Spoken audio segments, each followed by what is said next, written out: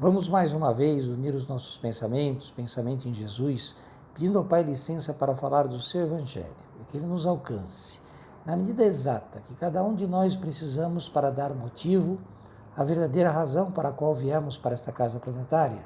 Do mais rico ao mais pobre, ninguém deixa esse planeta com o único centavo que seja, mas a fortuna da caridade, em que a mão esquerda não sabe o que a direita está doando, a fortuna do amor ao próximo, como amamos a nós mesmos e aos muito próximos, a fortuna da fraternidade, a fortuna da compreensão, a fortuna da compaixão, a fortuna que está no Evangelho de Jesus.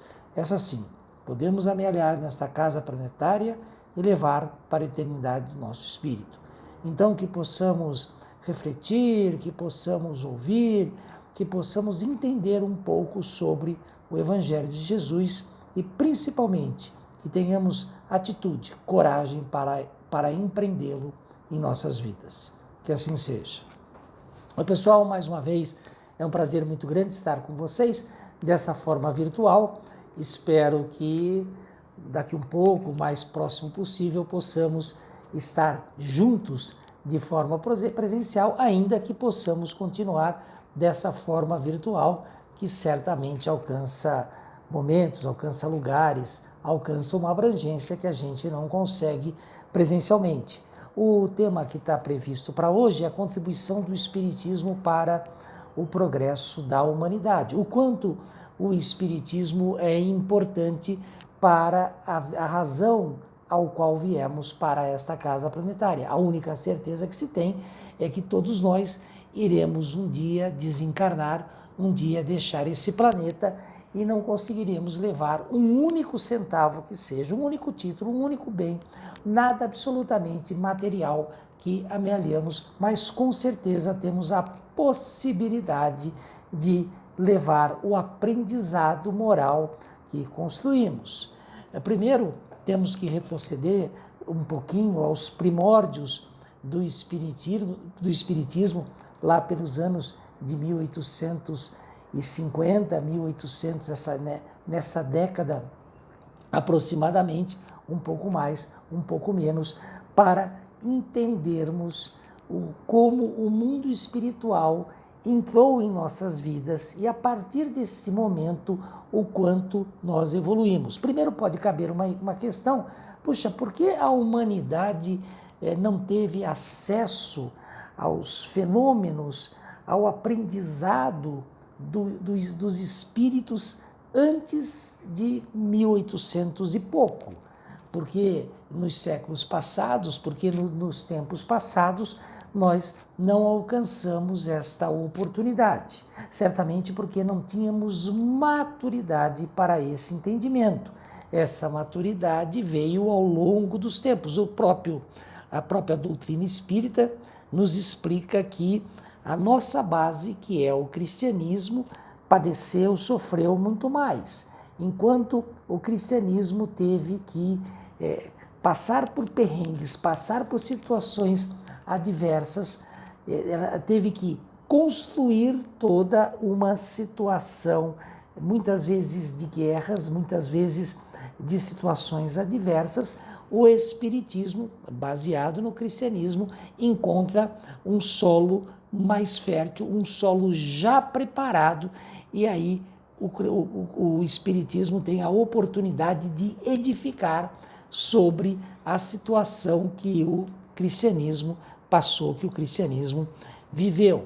Quando lá atrás existiam os primeiros fenômenos espíritas, primeiro num processo binário de mesas batendo no chão, através de uma codificação que foi estabelecida, de sim e não, num sistema realmente rudimentar, e depois evoluindo um pouco das batidas dos pés das mesas se tornarem a ordem do alfabeto, e aí se conseguia se formar palavras e frases, e depois por instrução dos espíritos de se amarrar numa cesta um lápis e com um posicionamento das mãos possibilitar que esse lápis escrevesse aí sim frases inteiras, verdadeiros tratados, discursos com uma situação que foi melhorando cada vez mais,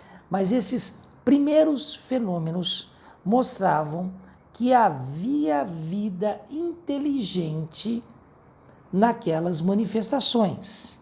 E aí é que despertou naqueles primeiros espíritas a primeira situação, a rudimentar situação de investigarem, de procurarem explicações para aquela situação.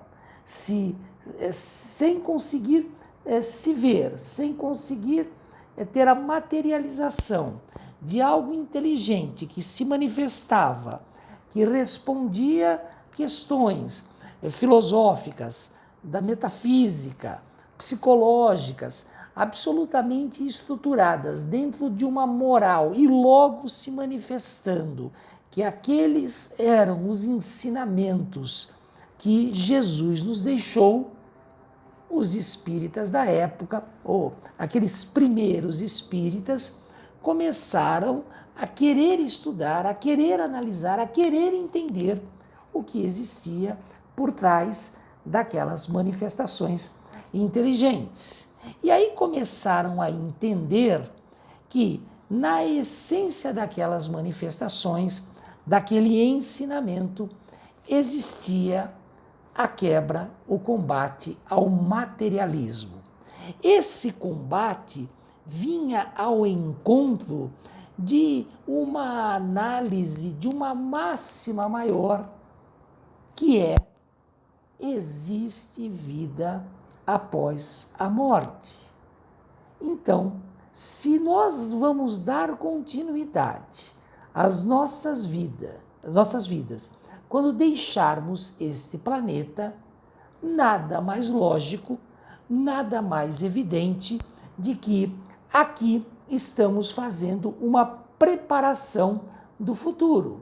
E se já estivemos aqui outras vezes, aqui que eu digo enquanto encarnados, o próprio Evangelho diz, o próprio Jesus falou que são muitas as moradas do Pai, ou seja, se já tivemos na condição que estamos hoje, temos a situação de termos aprendido e esse aprendizado estarmos utilizando na nossa vida presente e continuarmos com esse aprendizado para a nossa vida futura.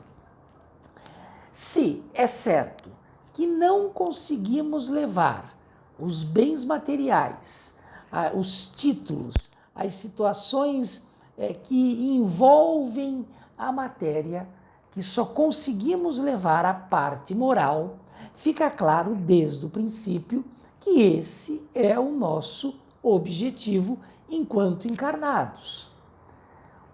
É evidente que existem muitas pegadinhas, muitas situações que nos fazem fugir dessa lógica e daí a grande oportunidade que temos de vencer, de nos fazermos a disrupção dessa situação e, naturalmente, conseguirmos, enquanto encarnados, o nosso processo evolutivo.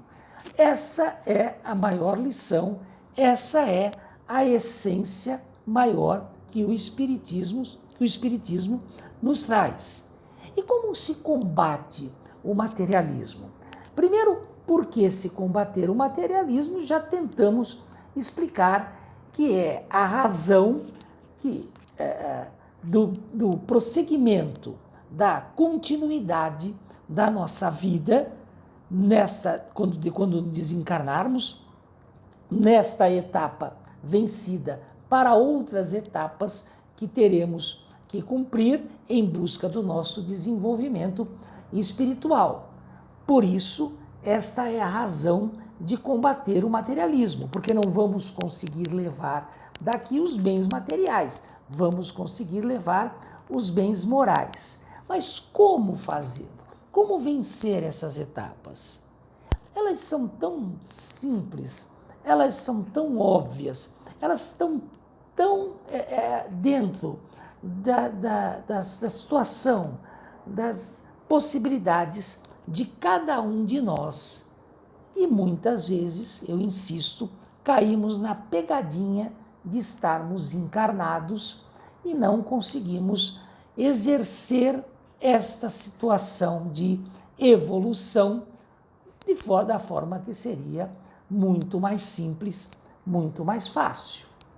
Ora, se existem ao nosso lado N situações adversas, irmãos que passam dificuldades, pessoas que precisam de ajuda, situações que muitas vezes queremos fugir, mas são evidentes aos nossos olhos, se nós mesmos apresentamos muitas imperfeições que conseguimos facilmente identificá-las.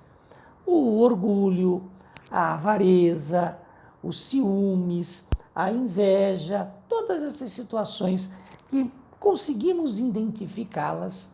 O combate dessas situações, de tudo isso, tanto dos irmãos que precisam, que podemos ajudá-los, como das nossas próprias mazelas, das nossas próprias dificuldades evolutivas, que podemos combatê-las e com isso progredirmos, está a resposta do que podemos fazer. E no fundo, é muito simples fazê-lo.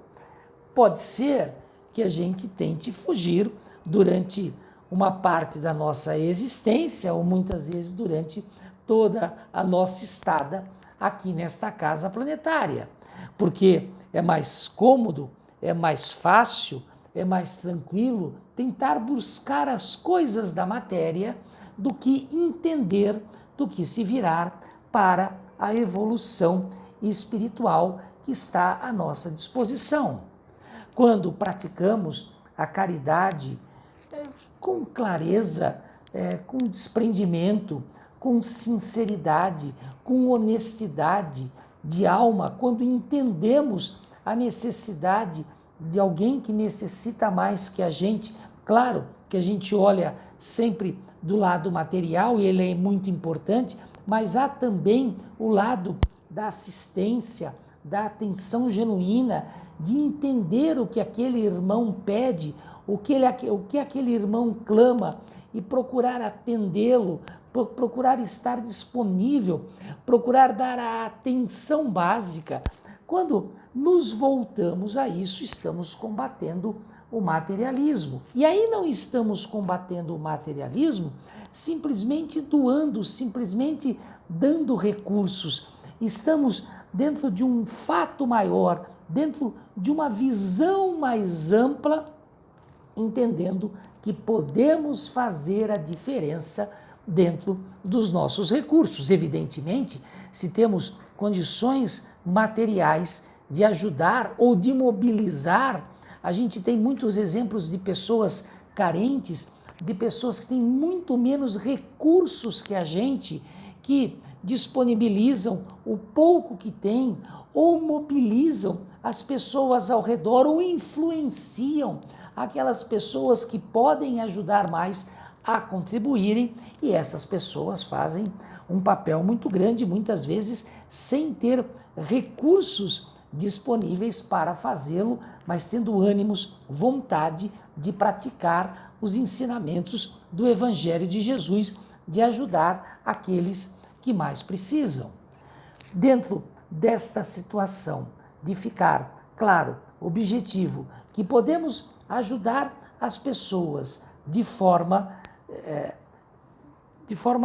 a acolhê-las, a dar atenção, a dar não a parte material, mas a parte mais íntima que cada um precisa para ter um pouco de alento, para ter um pouco de conforto.